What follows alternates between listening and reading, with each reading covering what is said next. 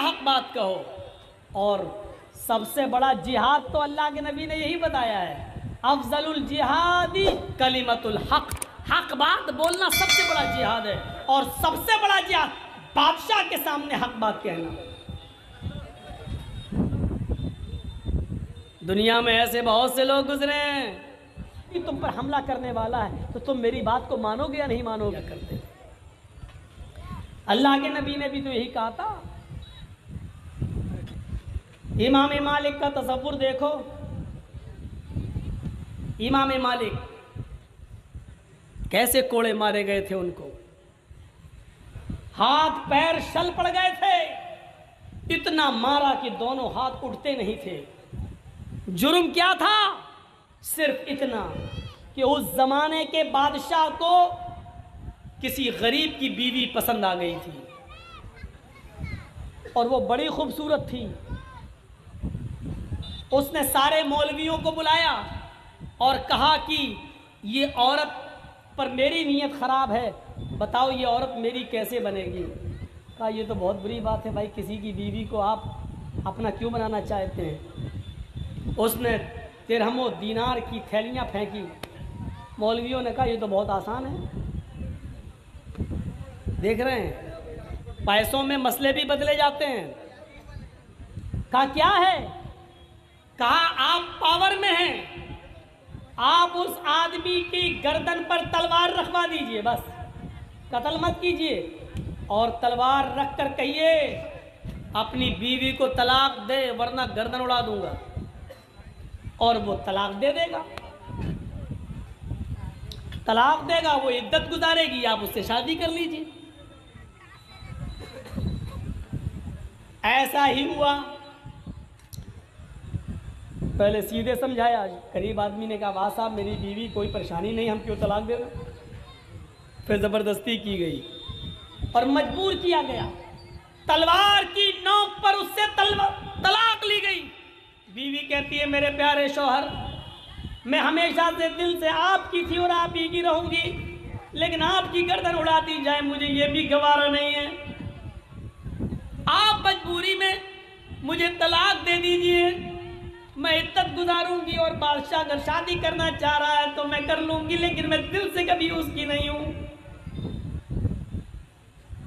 लेकिन आप अगर कत्ल कर दिए गए तो मेरा कौन रहेगा। उसने न चाहते हुए भी अपनी बीवी को तलाक दे दी मौत के डर से।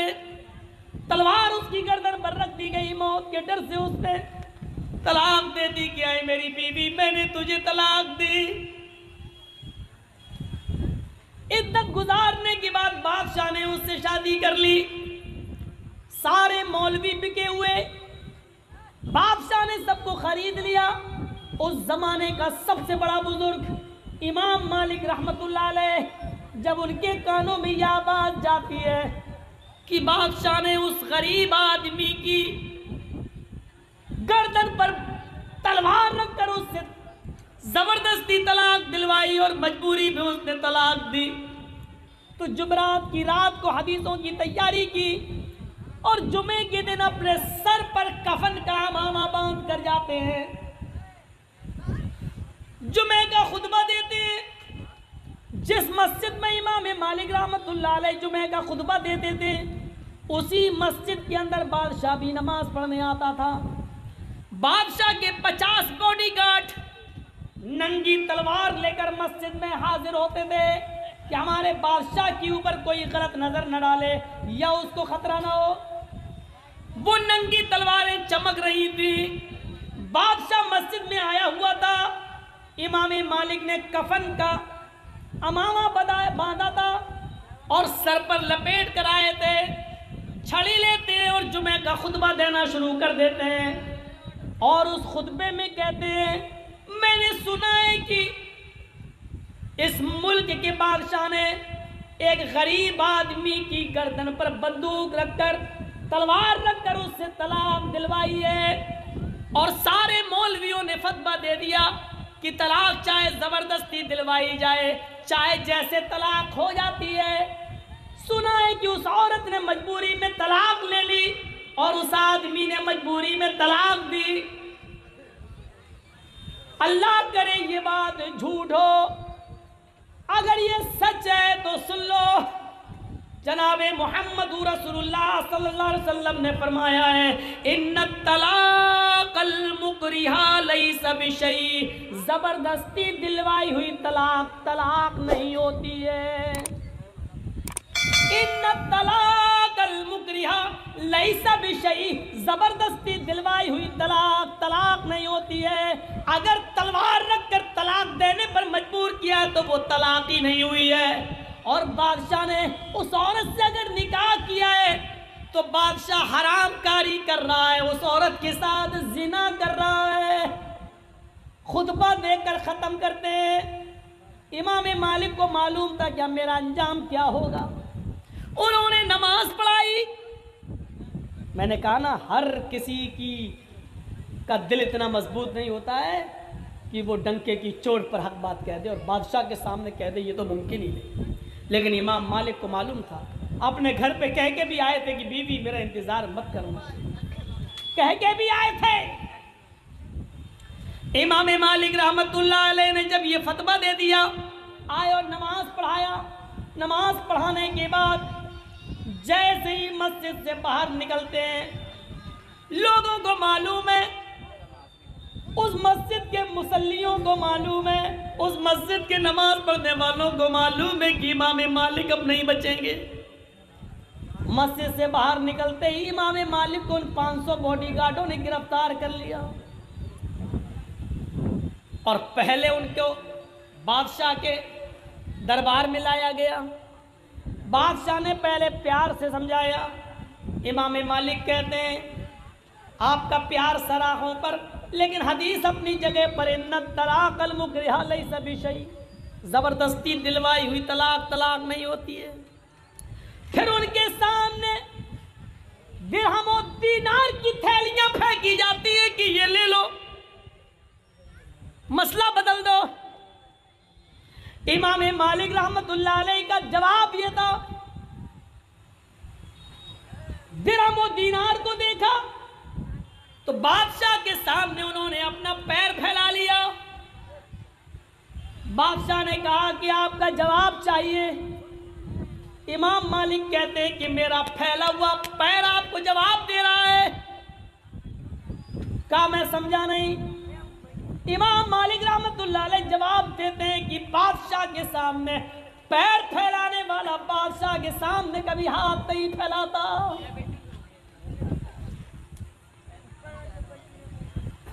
तुम्हारे तो वोट 1-1 हजार रुपए में बिक जाते हैं, तुम्हारा तो ईमान 1-1 हजार रुपए में बिक जाता है। कोर्ट में झूठी गवाहियां तुम 100-100, 200-200 रुपए लेकर दे देते हो, अपना ईमान नहीं बचा पाते। वोट तक बेच देते हो। वोट 500 रुपए लिया, फला पार्टी को देना, मालूम है इससे नुकसान है, फिर भी हम देते हैं। जिनके वोट 500 और 1000 रुपए में बिक जाएं, अरे तुमसे अच्छी कीमत तो उस कुत्ते की है जो कम से कम 10,000 रुपए में खरीदा जाता है। 10,000 रुपए में उस कुत्ते की कीमत 10,000। तुम्हारी कीमत, तुम्हारे जमीर की कीमत 1,000। कुत्तों से भी सस्ते हैं आज हमारे जमीर, हमारे दिल कुत्तों से भी ज्यादा सस्ते हैं। बादशाह ने कहा अब इनको बांध दो। बांध दिया गया। फिर उनके ऊपर कोड़े बरसाए गए। 80 कोड़े ऐसे मारे गए, लौ ज़ुरिबतिल फ़ीलु लहरबत। अगर वो 80 कोड़े किसी हाथी को मारे जाते तो हाथी भी भाग जाता, हाथी भी बर्दाश्त नहीं कर पाता। ऐसे कोड़े मारे गए इमाम मालिक रहमतुल्लाह अलैह की बॉडी पर, और दोनों हाथ उठते नहीं थे।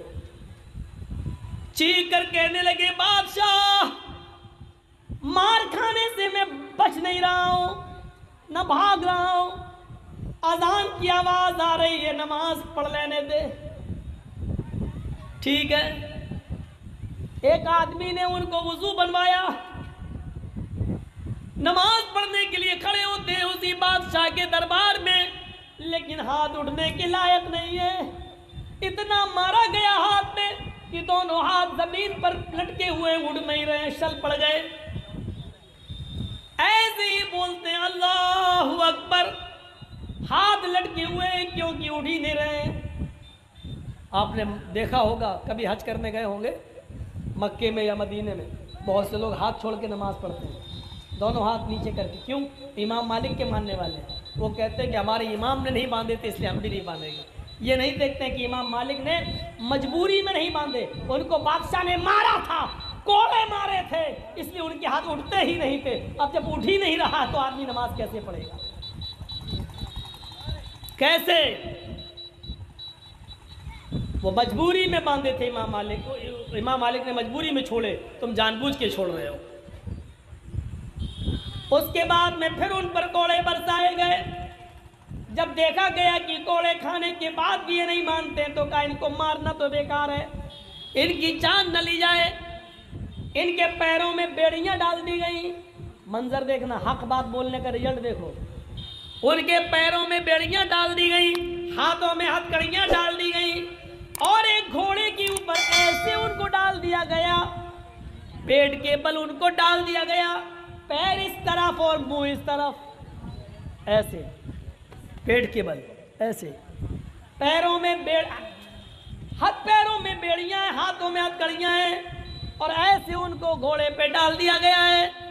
और बादशाह ने कहा पूरे मदीने के अंदर इनको घुमाओ और ऐलान कर दो कि जिसने भी बादशाह के खिलाफ अगर फतवा दिया और बादशाह के खिलाफ जबान खोली, उसका यही हाल होगा जो मैंने इमाम मालिक का किया है, यही उसके साथ किया जाएगा, बल्कि इससे भी बड़ी सजा दी जाएगी। एक आदमी बादशाह का चमचा घोड़े की लगाम पकड़ता है, इमाम मालिक को औंधे मुंह घोड़े पर डालता है और मदीने के चक्कर लगा रहा है, पूरी बस्ती में घुमा रहा है। और कुर्बान जाओ इमाम मालिक रहमतुल्लाह अलैह के इन जुमलों पर, बस्ती में घूमते भी जा रहे हैं। बादशाह का चमचा कह रहा है बादशाह की बात नहीं मानी इसलिए सजा मिली है, अगर किसी ने भी सर ऊंचा किया और बादशाह के खिलाफ जबान खोली तो उसका यही अंजाम होगा। जब वो चुप होता, जब बादशाह का चमचा चुप होता तो इमाम मालिक जोर से चीखते हुए कहते हैं ये बादशाह का चमचा है, झूठ बोल रहा है। ऐ मदीना वालों, बादशाह के खिलाफ बोलने से हमें ये सजा नहीं मिली, बल्कि मोहम्मदुर रसूलुल्लाह की हदीस सुनाने की सजा मिली है। इस घोड़े पर हाथ मेरे टूट चुके हैं, पैरों में बेड़ियां पड़ी हुई है, मेरी मौत का मुझे आवाज दे दे, कोई पता नहीं, लेकिन मौत के मुंह में होने के बावजूद फिर ये फतवा दे रहा हूं, इन्ना तलाक़ल मुकरिहा लैसा बिशै, जबरदस्ती दिलवाई हुई तलाक तलाक नहीं होती है। बादशाह जिना कर रहा है, बादशाह हरामकारी कर रहा है। उन्होंने घोड़े पर बैठकर औंधे मुंह लटक कर मौत के मुंह में भी यही आवाज देते रहे और बादशाह के खिलाफ बोलते रहे कि बादशाह हरामकारी कर रहा है। वतवासौ बिल हक़्क़ी, हक बात बोलना हर किसी के बस की बात नहीं है, और जो बोलता है उसको ऐसे ही परेशानियां आएंगी। अगर परेशानियां उठाने का कलेजा हो आपके अंदर तो हक बात बोलो, वरना अपने घर में सर्दियों में लिहाफ ओढ़ के सोइए और गर्मियों में ठंडी एसी चला के सोइए, उसी में आपको आराम मिलेगा। इसलिए कि हक बात कहने का कोई फ़ायदा, हक बात कहो और परेशानी ना, ऐसा हो नहीं सकता। और आप तकरीरें कर रहे हैं, जलसे कर रहे हैं और परेशानियां नहीं आ रही हैं, तो इसका मतलब यह है कि आपकी दावत हक नहीं है, आप सच नहीं बोल रहे हैं, आपकी दावत में कहीं कमजोरी है। आपकी दावत में हक बात किसको कहते मालूम है? अल्लाह के रसूल ने जब कोहे सफा पे चढ़ के कहा था, आए पहाड़ के इर्द गिर्द जमा होने वालों, इस पहाड़ के पीछे, अगर मैं ये कहूं कि इस पहाड़ के पीछे एक लश्कर छिपा हुआ है जो बहुत जल्दी तुम पर